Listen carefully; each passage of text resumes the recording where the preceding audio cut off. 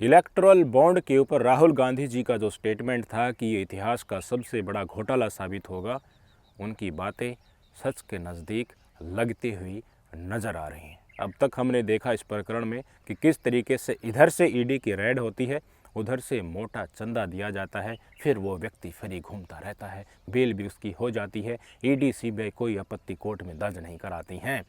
अब तक हमने देखा कि इधर से मोटा चंदा दिया जाता है, उधर से भाई साहब बड़े बड़े कॉन्ट्रैक्ट लिए जाते हैं। इधर से ईडी की रेड होती है, उसको जेल में डाला जाता है, वो व्यक्ति सरकारी गवाह बन जाता है, उसके बयानात के आधार पर दिल्ली के मुख्यमंत्री अरविंद केजरीवाल को जेल में डाला जाता है। हमने देखा कि कोरोना में लोगों की जान के साथ बड़ी संख्या में जो खिलवाड़ किया गया, वो अस्पताल भी भारी भरकम डोनेशन देते। हमने देखा कि बार बार जिन कंपनियों की दवा फेल हो रही हैं, उन्होंने बड़ी संख्या में राज्य सरकारों और केंद्र सरकारों को मोटा चंदा इलेक्टोरल बॉन्ड के माध्यम से दिया है। लेकिन इतना ही नहीं, बात यहाँ तक नहीं रुकी भाई साहब।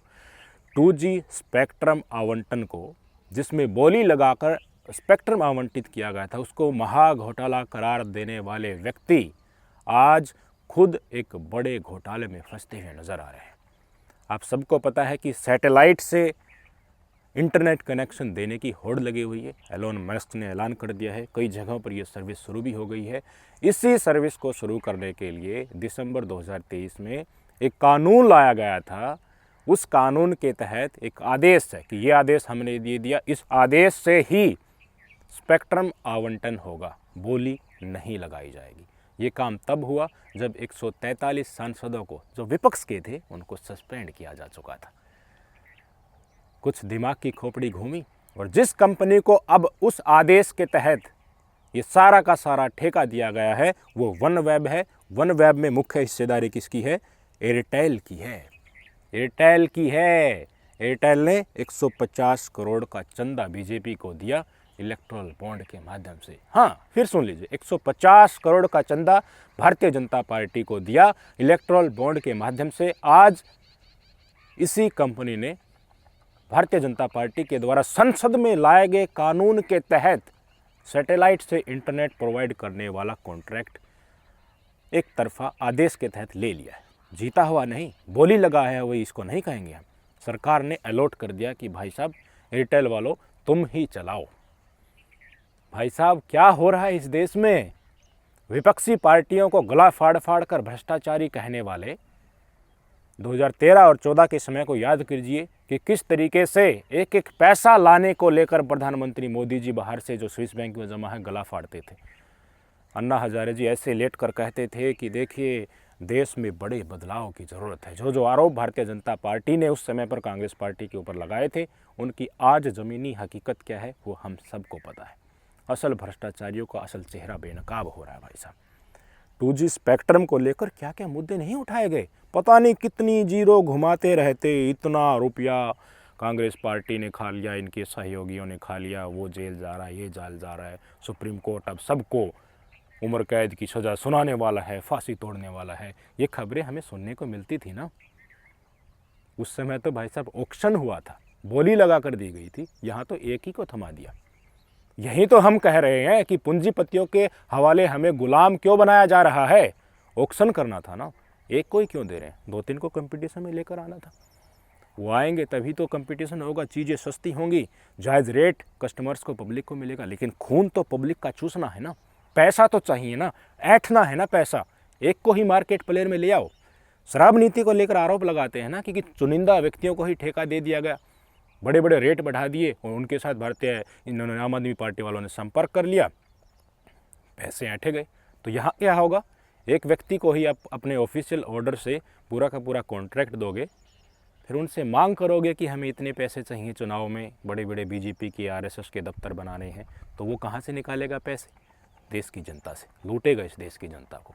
अकेला ये स्पेक्ट्रम का ही क्यों, और बातों का जिक्र कर लीजिए। उनकी स्थिति आज के दिन क्या है? प्रधानमंत्री मोदी जी कहते थे ना कि विदेशों से जमा एक एक पैसा निकाल कर लाऊंगा और गरीबों में बांट दूंगा, 15-20 लाख रुपए तो ऐसे ही मिल जाएंगे। कहाँ है आज के दिन उनकी सच्चाई? यही सरकार खुलासा नहीं कर रही। इनके पास लिस्ट है, आ गई है पूरी की पूरी लिस्ट, पर नहीं, देश की जनता को नहीं बता रहे कि स्विस बैंक में किसका कितना पैसा जमा है।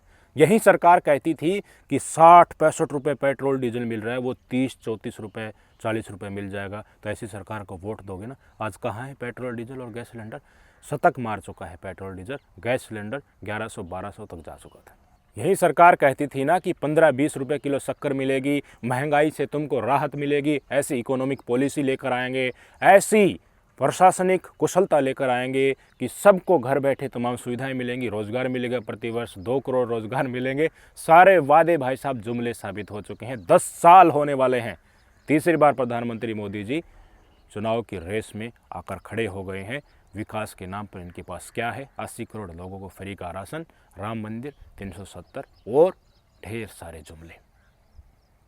अपनी बातों पर तो रहना चाहिए ना, एक नैरेटिव तो होना चाहिए ना।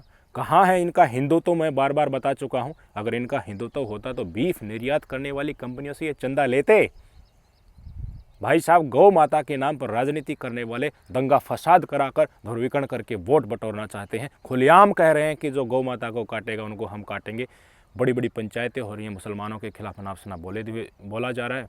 कानून के नाम पर वर्दी जो पहने हुए हैं खड़े खड़े तमाशा देख रहे हैं।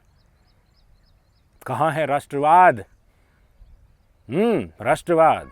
जो चीफ वायुसेना के थे, जिसके प्रकरण के चलते, उनकी कुर्सी के चलते अग्निपथ लेकर आया गया, डिसेबल्ड सोल्जर्स को लेकर कानून लेकर आए गए, आज वही व्यक्ति बीजेपी में शामिल हो रहे हैं।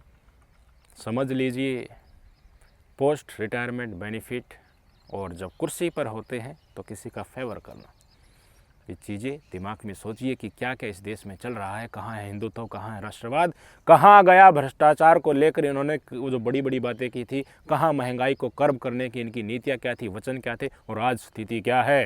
रोज़गार को लेकर हमारे देश के किसानों का क्या हाल है, महिलाओं का क्या हाल है, हर वर्ग बुरी तरह से पीड़ित है।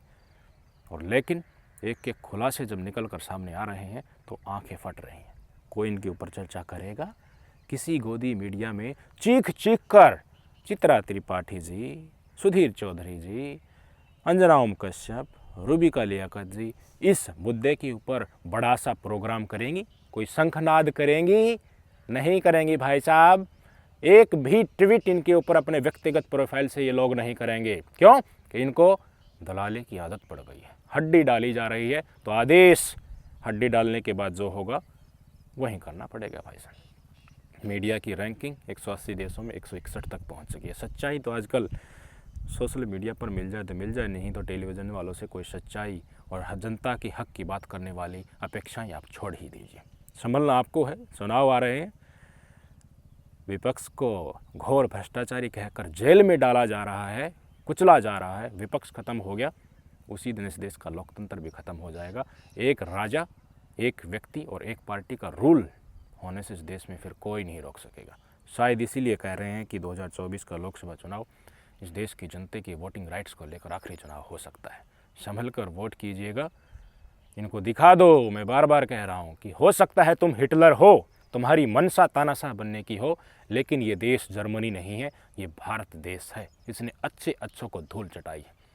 ये आत्मविश्वास और जो प्रेरणा है, जो हमारे स्वतंत्रता सेनानियों ने लहू बहाकर बड़ा बड़ा वीरता के साथ बलिदान देकर हमारे अंदर आज जो जोश कायम है, वो दिखा दो इनको कि इस देश की जनता मूर्ख नहीं है।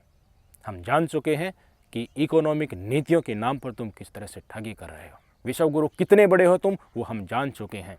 कुशल प्रशासन के नाम पर अत्याचारों की तमाम सिंहाएँ लांगे जा रहे हो, बेरोजगारों को लठों से तोड़ रहे हो, महिलाओं के ऊपर अत्याचार हो रहे हैं, अल्पसंख्यक दुखी हैं।